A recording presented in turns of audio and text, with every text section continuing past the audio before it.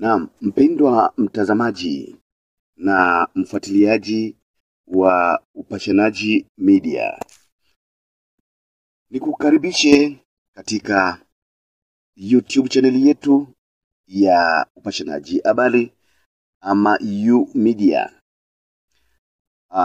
Na usisahau kusubscribe, kushare, kulike na kucomment. Kumbuka upo nami mpashanaji wako Hankoto Mpanji.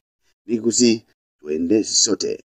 Na leo ninakuletea tamko la Mwasham Askofu Mkuu la uzinduzi wa jubilei ya miaka 125 ya Ukristo Jimbo Kuu la Mbeya, lililotolewa Jumanne ya tarehe 15 mwezi wa 8 mwaka 2023 jimboni humo. Tamko hilo limetolewa na Askofu Mkuu Mwasham Gervas John Mwaskwavila Nyaisonga wakati wa adhimisho la ibada ya misa takatifu iliyoongozwa na yeye mwenyewe Askofu Mkuu Nyaisonga, na akatoa tamko la jubilei wakati akizindua jubilei hiyo. Nitasoma kama alivyotamka Mwasham Baba Askofu Mkuu kuwa kwa kuwasha mshumaa huu wa jubilei, nazindua rasmi jubilei ya miaka 125 ya Ukristo katika Jimbo Kuu Mbeya, ambayo kilele chake kitakuwa Alhamisi ya tarehe 15 Agosti mwaka 2024 Parokia Mkulwe. Aidha, sala ya jubilei isaliwe kwa mwaka mzima kwenye parokia zote za Jimbo Kuu la Mbeya na kwenye jumuiya na nyumba zote za kitawa zilizo ndani ya Jimbo Kuu la Mbeya.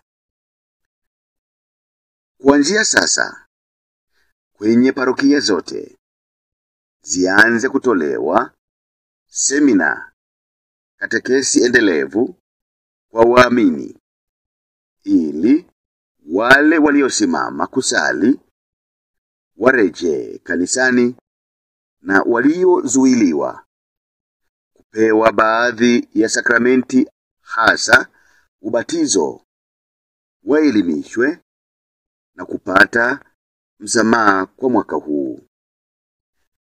Pia milango ya hija eneo la parokia ya Mkulwe iko wazi kwa vikundi mbalimbali ndani na nje ya Jimbo Kuu la Mbeya. Jubilei Jimbo Kuu la Mbeya, furaha ya Injili. Hili ndilo tamko ambalo limetolewa na Askofu Mkuu wa Jimbo Kuu Katoliki la Mbeya, Mwasham Gervas John Mwaskwavila Nyaisonga, ambaye pia ni rais wa Baraza la Maaskofu Katoliki Tanzania, na limehitimishwa akitamka kauli mbiu ya jubilei hiyo ya miaka 125, ukisalimiwa kwa kutamka jubilei Jimbo Kuu la Mbeya unajibu furaha ya Injili.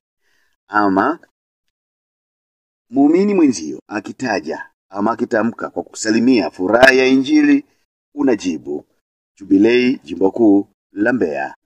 Na mpendwa mtazamaji na mfuatiliaji wa Upashanaji Media, kwa kifupi U Media, ninakushukuru sana kwa kupata ujumbe huu. Ni habari njema kwetu sote waumini. Hivyo basi, maagizo haya kupitia tamko hili hatuna budi kuweza kuyazingatia na kila mmoja afate wajibu wake.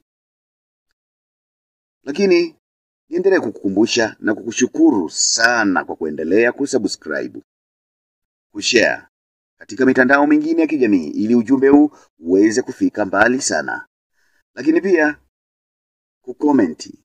Unapoacha maoni yako, tunashirikishana nao, pia unakuwa umeshiriki katika utume wa uinjilishaji.